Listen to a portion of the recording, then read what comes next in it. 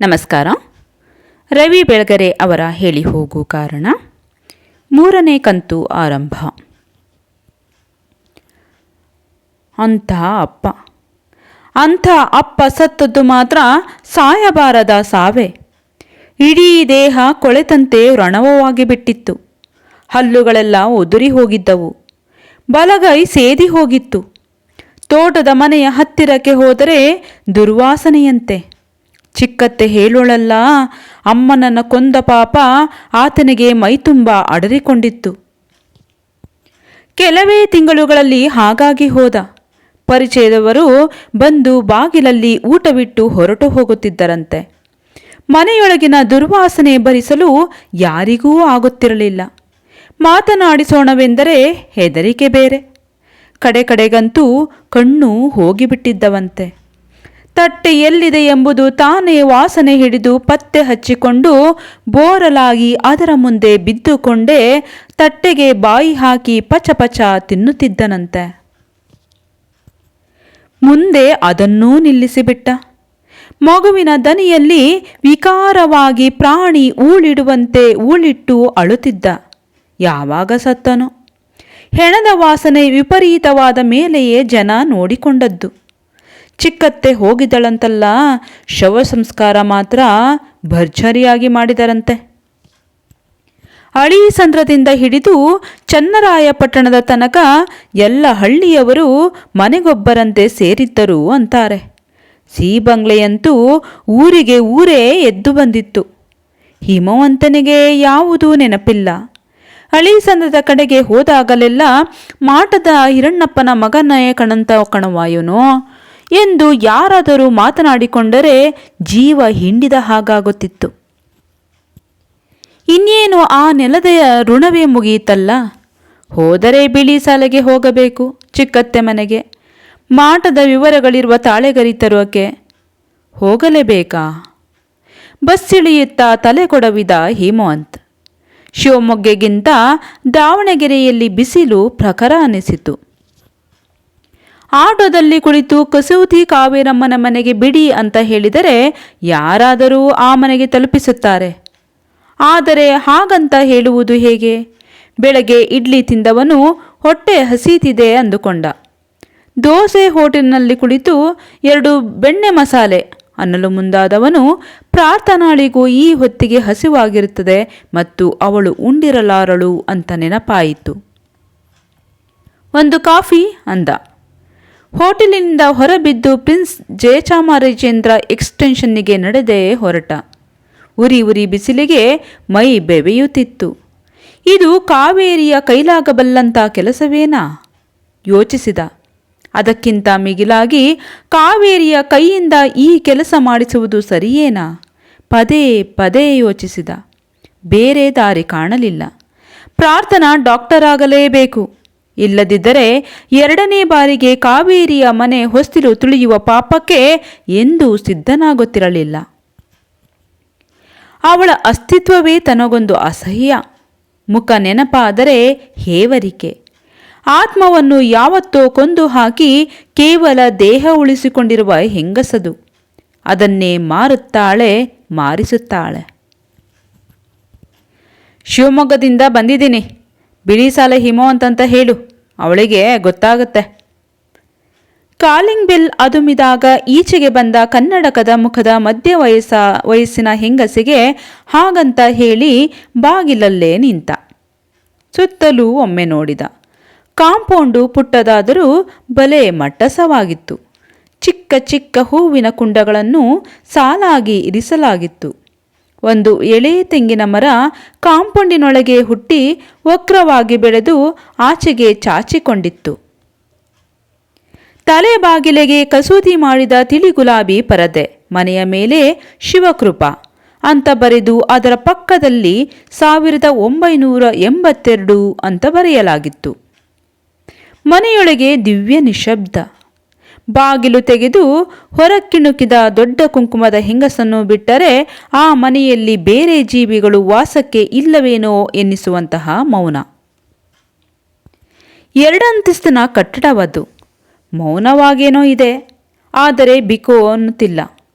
ಸಾಮಾನ್ಯವಾಗಿ ಗೃಹಸ್ಥರ ಮನೆಗಿರುವಂತಹ ಲವಲವಿಕೆ ಈ ಮನೆಗಿಲ್ಲ ಅಂದುಕೊಳ್ಳುತ್ತಿದ್ದಂತೆಯೇ ಇದ್ದಕ್ಕಿದ್ದಂತೆ ಆ ಎರಡಂತಸ್ತಿನ ಮನೆಯಲ್ಲೊಂದು ಕಲರವ ಶುರುವಾಗಿ ಹೋಯಿತು. ಬಾಗ್ಲಲ್ಲೇ ನಿಲ್ಲಿಸಿದೆಯಲೇ ಮುದೇವಿ, ಗದರಿಸುತ್ತಲೇ ದಡದಡನೆ ಮೆಟ್ಟಲಿಳಿದು ಬಂದಳು ಕಾವೇರಿ. ಹಿಮವಂತ ಸುಮ್ಮನೆ ಅವಳೆಡೆಗೆ ನೋಡಿದ. ಒಂದು ಪರಿಚಯದ ನಗೆ ಕೂಡ ಬೀರಲಿಲ್ಲ. ಆದರೆ ಕಾವೇರಿಯ ಕಣ್ಣುಗಳಲ್ಲಿ ಸಂತೋಷದ ಹೂಕುಂಡ. ಅವಳ ಇಷ್ಟಗಲ ಕುಂಕುಮದಲ್ಲಿ ಸಂಭ್ರಮ.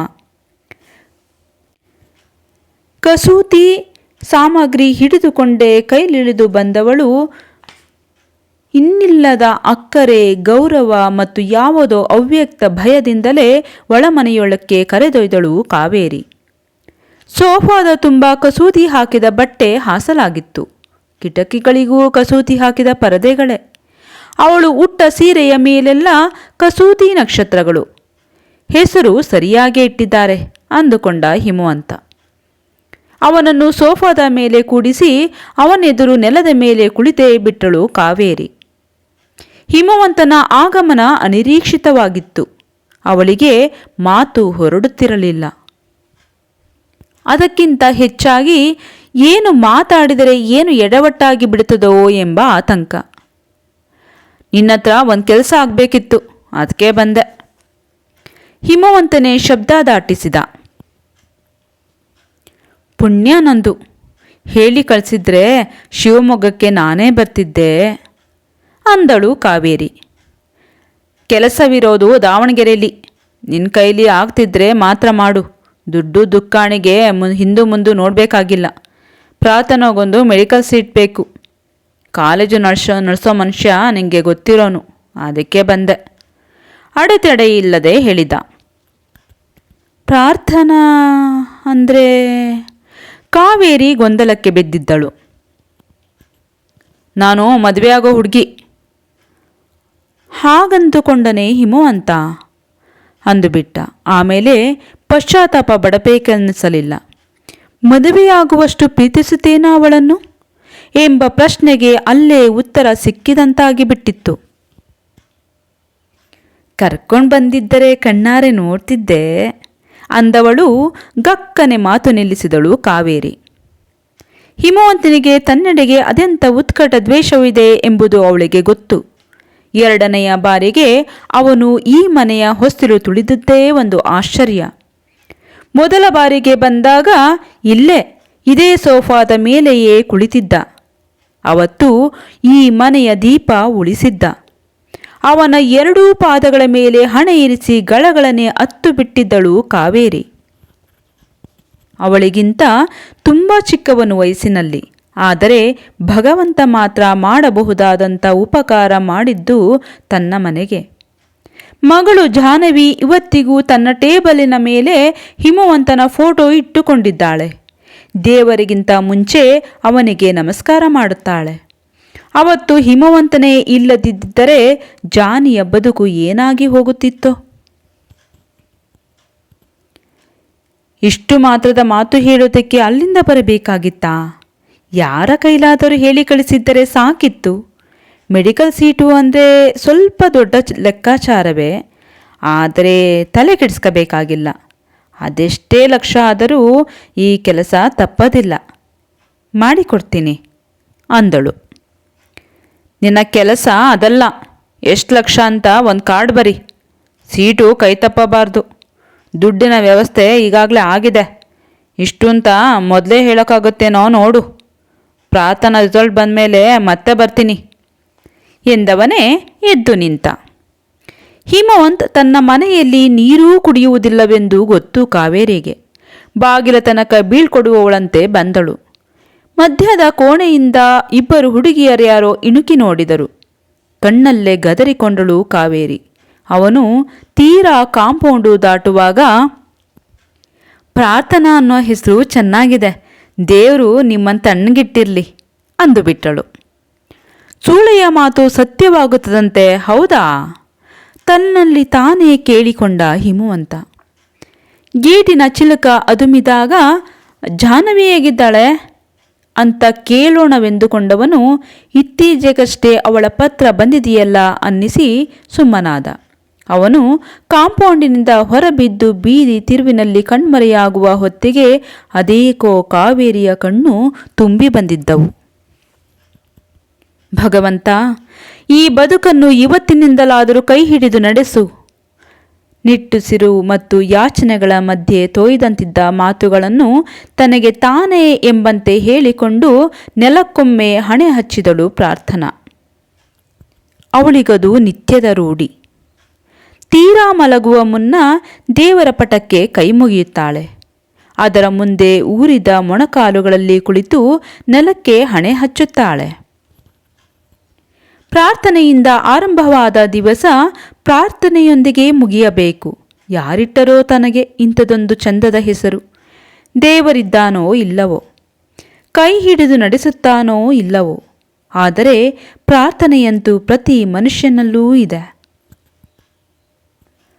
ಆದರೆ ಈ ಬಾರಿ ನೆಲಕ್ಕೆ ಹಣೆ ಹಚ್ಚಿ ನಮಸ್ಕರಿಸಿದಾಗ ಅದೇಕೋ ದೇವರು ಆತನಕ ನಿಂತಿದ್ದ ಜಾಗದಲ್ಲಿ ಮೊಟ್ಟ ಮೊದಲ ಬಾರಿಗೆ ಹಿಮವಂತನ ಆಕೃತಿ ಕಂಡಂತಾಗಿತ್ತು. ಅವನು ದೇವರಲ್ಲದೆ ಮತ್ತೇನು? ಪ್ರೀತಿ, ಆಶಯ, ನೆಮ್ಮದಿ, ಕಂಫರ್ಟ್ ಮತ್ತು ಬದುಕಿಗೊಂದು ದಿಕ್ಕು ಕಲ್ಪಿಸಿಕೊಡುವವನೇ ದೇವರಲ್ಲವೇ? ಒಂದು ಸಲ ಅವನನ್ನೇ ಕೇಳಬೇಕು, ನಾಳೆಯಿಂದ ನಿನ್ನನ್ನು ದೇವರೇ ಅಂತ ಕರೆಯಲ್ಲ? ಅವಳಿಗೆ ಗೊತ್ತು. ಹಿಮವಂತ್ ನಕ್ಕು ಬಿಡುತ್ತಾನೆ. ಮಂಡಿ ಮರ್ಚೆಂಟು ಶಾಂತಪ್ಪ ಹೈಮಣ್ಣ ಅಂದಾಗ ನಕ್ಕಂತೆಯೇ. ಈ ಭಾವ ಮೊಳೆತದ್ದು ನಿನ್ನೊಬ್ಬಳಲ್ಲೇ ಅಲ್ಲ. ಕಾಣದ ಬದುಕಿನೆದುರು, ಭಗವಂತನೆದುರು ಬರಿಗೈ ಜೋಡಿಸಿಕೊಂಡು ನಿಂತ ಈ ಹಿಮವಂತನೆಂಬ ಏಕಾಂಗಿಗೆ ನೀನು ಪ್ರಾರ್ಥನೆಯಂತೆ ದೊರಕಿದವಳು. ಅದು ಫಲಿಸುತ್ತದೋ ಇಲ್ಲವೋ ಕಂಡವರಾರು. ಆದರೆ ಪ್ರಾರ್ಥನೆ ಆ ಕ್ಷಣದ ಮಟ್ಟಿಗೆ ತೃಪ್ತಿ ನೀಡುತ್ತದೆ, ಅಷ್ಟು ಸಾಕು. ಹಾಗಂತ ಕಣ್ಣುಗಳಲ್ಲೇ ಹೇಳಿದ್ದ ಹಿಮವಂತ್. ಓದುತ್ತಿದ್ದ ಬಯಾಲಜಿ ಪುಸ್ತಕದಿಂದ ಪಕ್ಕನೆ ತಲೆ ಎತ್ತಿ ನೋಡಿದಳು. ಗೋಡೆಗೆ ಒರಗಿ ಕುಳಿತಿದ್ದ ಹಿಮವಂತ್ ಅದಾವುದೋ ಕನಸಿನಲ್ಲಿ ಕಳೆದು ಹೋದವನಂತಿದ್ದ. ಸ್ಟೌವ್ನ ಮೇಲಿರಿಸಿದ ತಪ್ಪಲೆಯಲ್ಲಿ ಅನ್ನ ಕುದ್ದು ಸುಮ್ಮನಾಗಿತ್ತು. ಅವತ್ತಷ್ಟೇ ಹಿಮವಂತ್ ಎಲ್ಲಿಂದಲೋ ದುಡ್ಡು ಜೋಡಿಸಿ ಪ್ರಾರ್ಥನೆಗಳಿಗೆಂದು ಒಂದು ಚೂಡಿದಾರ್ ತಂದುಕೊಟ್ಟಿದ್ದ. ಮನೆಯಲ್ಲಿದ್ದಾಗ ಹಾಕಿಕೊಳ್ಳಲು ಕಪ್ಪು ನೈಟಿ. ಬಟ್ಟೆ ಅಂಗಡಿಗೂ ಅವಳನ್ನು ಕರೆದೊಯ್ದಿರಲಿಲ್ಲ. ಅಂಗಡಿಯವನು ಎದುರಿಗೆ ಹರವಿದ 10 ದಿರಿಸುಗಳಲ್ಲಿ ಒಂದೆರಡನ್ನು ಸುಮ್ಮನೆ ಕೈಲಿಡಿದು ದಿಟ್ಟಿಸಿದ್ದ.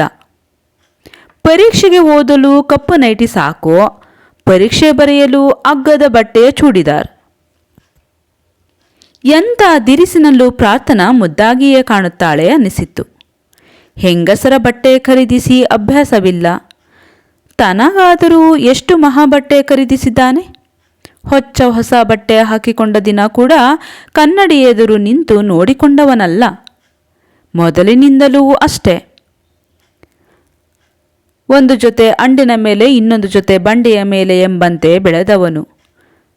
ಮುಳ್ಳಯ್ಯನಗಿರಿಯ ತುದಿಯಲ್ಲಿ ಅವತ್ತು ಸಾಯಂಕಾಲ ಸೂರ್ಯ ಮುಳುಗುತ್ತಿದ್ದ ಹೊತ್ತಿನಲ್ಲಿ ದಟ್ಟ ಕೇಸರಿ ಹಾಕಿಕೊಂಡು ದಿನ್ನೆ ಏರುತ್ತಾ ಬಂದ ಕಪ್ಪು ಗಡ್ಡದ ಚಿಕ್ಕ ವಯಸ್ಸಿನ ಸನ್ಯಾಸಿಯೊಬ್ಬರನ್ನು ನೋಡಿದಾಗ ಮಾತ್ರ ಜೀವನದಲ್ಲಿ ಯಾವತ್ತಾದರೂ ಅಂಥದೊಂದು ಕಾವಿದಿರಿಸು ತರಿಸಬೇಕು ಅಂತ ತೀವ್ರವಾಗಿ ಅನ್ನಿಸಿಬಿಟ್ಟಿತ್ತು. ಆಗಿನ್ನೂ ಅವನು ಪ್ರಾರ್ಥನಾಳನ್ನು ನೋಡಿರಲಿಲ್ಲ. ದಿರಿಸು ಅಂತ ಉತ್ಕಟವಾಗಿ ಆಸೆಯಾದದ್ದು ಅದೊಂದು ಕಾವಿಯನ್ನು ನೋಡಿದಾಗ ಮಾತ್ರ. ಆಮೇಲೇನಿದೆ? ಪ್ರಾರ್ಥನಾಳನ್ನು ನೋಡಿದ ಮರುಕ್ಷಣದಿಂದ ಅವನಲ್ಲಿ ಮೊಳೆತು ನಿಂತದ್ದು ಒಂದೇ ಆಸೆ, ದುಡ್ಡು ಮಾಡಬೇಕು. ಕೇವಲ ಅವಳಿಗಾಗಿ, ಅವಳು ಡಾಕ್ಟರ್ ಆಗುವುದಕ್ಕಾಗಿ, ಅವಳು ಸುಖವಾಗಿರುವುದಕ್ಕಾಗಿ. ಅರಸಿಕೊಂಡು ಹೋಗಿದ್ದರೆ ಈ ಹೊತ್ತಿಗೆ ಅವಷ್ಟು ಸುಖಗಳನ್ನು ಎಳೆತಂದು ಈ ರೂಮಿನ ಅಂಗಳದಲ್ಲಿ ಕೆಡವಿಕೊಂಡಿರುತ್ತಿದ್ದೇನೋ. ಮೊನ್ನೆ ಆಗಿದ್ದಾದರೂ ಏನು? ಅರ್ಧ ಗಂಟೆಯ ಮಾತುಕತೆಯಷ್ಟೇ.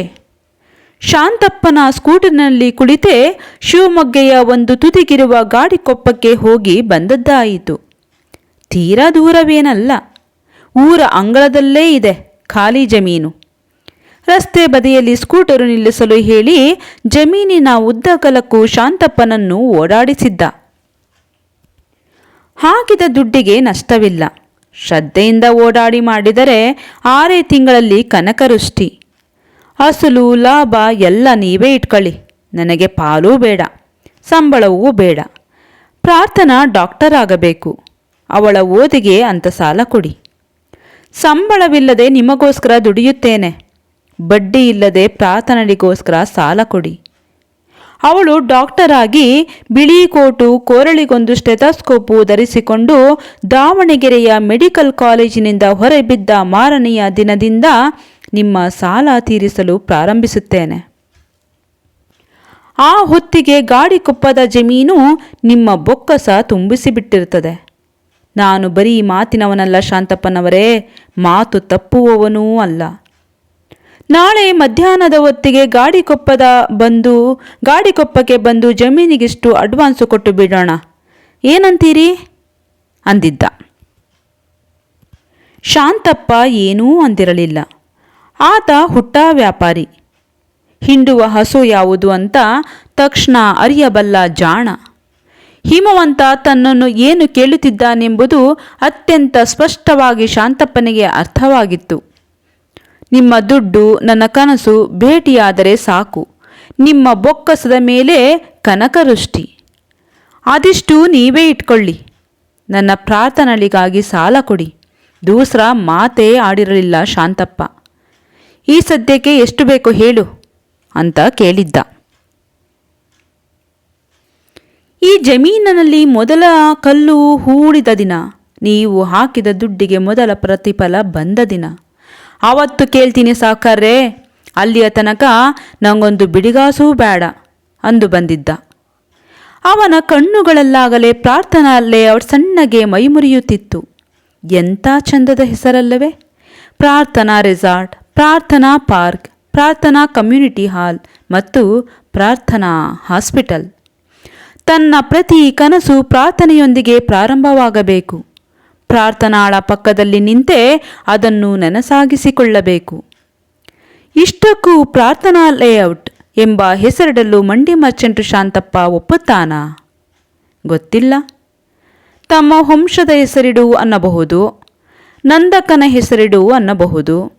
ಹೆಸರು ಯಾವುದಾದರೇನಂತೆ, ಕನಸು ನನ್ನದು. ಸೆಂಟ್ರಲ್ ಲೈಬ್ರರಿಯ ನಿಶ್ಶಬ್ದದಲ್ಲಿ ಅವಳು ಕುಳಿತು ಗಂಭೀರವಾಗಿ ಓದುತ್ತಿದ್ದರೆ, ಹಿಮವಂತ್ ಇನ್ನೊಂದು ಮೂಲೆಯಲ್ಲಿ ಕುಳಿತು ಮಂಜಿನಷ್ಟು ಬೆಳ್ಳಗಿನ ಹಾಳೆಯಲ್ಲಿ ಪೆನ್ಸಿಲಿನಿಂದ ಸರಸರನೆ ಕೆಲವು ಗೆರೆಗಳನ್ನೆಳೆಯತೊಡಗಿದ. ಅವನಿಗೊಂದು ಹಂತದಲ್ಲಿ ದೊಡ್ಡದಾಗಿ ನಗು ಬಂದು ಬಿಟ್ಟಿತ್ತು. ನೆಲ ತನ್ನದಲ್ಲ, ಅಸಲಿಗೆ ಇಂಜಿನಿಯರ್ ಕೂಡ ಅಲ್ಲ, ಜನ್ಮದಲ್ಲೆಂದೂ ಒಂದು ಮನೆ ಕಟ್ಟಿದವನಲ್ಲ. ಎಷ್ಟು ಎಕರೆಗೆ ಎಷ್ಟು ಸೈಟುಗಳಾಗುತ್ತವೆಂಬುದೂ ಅಂದಾಜಿಗಿಲ್ಲ. ಇಲ್ಲಿ ರಸ್ತೆ, ಇಲ್ಲಿ ಬಾವಿ, ಇಲ್ಲೊಂದು ಪಾರ್ಕು, ಮೂಲೆಯಲ್ಲೊಂದು ದೇವಸ್ಥಾನ. ಶಾಲೆಗೆಂತ ಮಗುವನ್ನು ಲೇಔಟಿನಿಂದ ಆಚೆಗೆ ಕಳಿಸಲೇಬೇಕಿಲ್ಲ, ಪುಟ್ಟ ಶಾಲೆ ಕಟ್ಟುತ್ತೇನೆ. ನರಸಿಂಹಯ್ಯನವರೇ ಬಂದು ಶಾಲೆ ನಡೆಸಿಕೊಡುವಂತಿದ್ದರೆ? ಅಷ್ಟೇ ಅಲ್ಲ, ಸುಮ್ಮನೆ ಫೋನು ಮಾಡಿ ಹೇಳಿದರೆ ಸಾಕು. ಅಕ್ಕಿ, ಬೇಳೆ, ಎಣ್ಣೆ, ಹಿಟ್ಟು, ತರಕಾರಿ, ಲೈಟು ಬಿಲ್ಲು, ನೀರಿನ ಬಿಲ್ಲು, ಮನೆ ಕಂದಾಯ ಎಲ್ಲ ತೂಗಿಸಿಕೊಂಡು ಹೋಗುವವರಿರುತ್ತಾರೆ. ಬೇಜಾರಾದರೆ ಪುಟಾಣಿ ಸಿನಿಮಾ ಹಾಲು, ಕಾಯಿಲೆ ಬಿದ್ದರೆ ಪ್ರಾರ್ಥನಾ ಹಾಸ್ಪಿಟಲ್, ಮದುವೆಗಳಿಗೊಂದು ಛತ್ರ, ಚಿಕ್ಕ ಪಾರ್ಟಿ ಹಾಲು, ದೊಡ್ಡ ಆಟದ ಬಯಲು, ಒಂದು ಪ್ಲೇ ಹೋಮ್. ಎಲ್ಲಕ್ಕಿಂತ ಹೆಚ್ಚಾಗಿ ನಿಮ್ಮ ನೆರೆಮನೆಯವರನ್ನು ನೀವೇ ಆಯ್ಕೆ ಮಾಡಿಕೊಳ್ಳಿ. ನಿಮ್ಮ ಪಕ್ಕದ ಸೈಟು ಯಾರಿಗೆ ಮಾರಬೇಕು ಅವರನ್ನು ನೀವೇ ಕರೆತನ್ನಿ.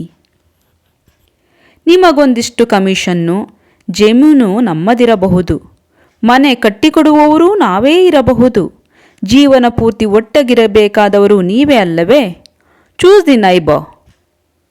ಬಿಳಿ ಹಾಳೆಯ ಬ್ರೋಷರಿನ ಮೇಲೆ ಹಾಗಂತ ಕೊನೆಯ ವಾಕ್ಯ ಬರೆದು ತಲೆ ಎತ್ತಿ ನೋಡಿದ.